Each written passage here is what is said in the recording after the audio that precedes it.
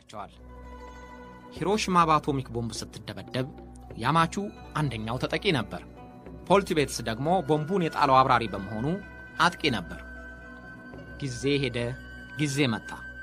ፖልና ያማቺም ከሂሮሺማ ውድመት በኋላ ከመቶ ሺዎች ሞት በኋላ ከ60 ዓመታት በላይ ለመኖር በመታደላቸው የየሀገሮቻቸውን ተጠፋፊነትም ሆነ አጋርነት ለማየት በቅተዋል።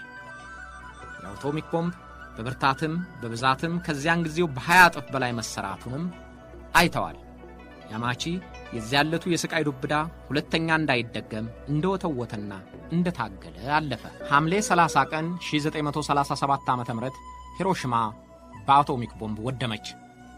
በሦስተኛው ቀን ነሐሴ 30 ናጋሳኪ ጋየች። ሁሉም ነገር ተገለባበጠ።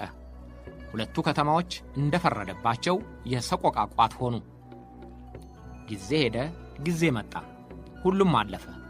ሂሮሺማና ናጋሳኪም ሁሉንም የረሱ መስለው መኖራቸውን ቀጥለዋል።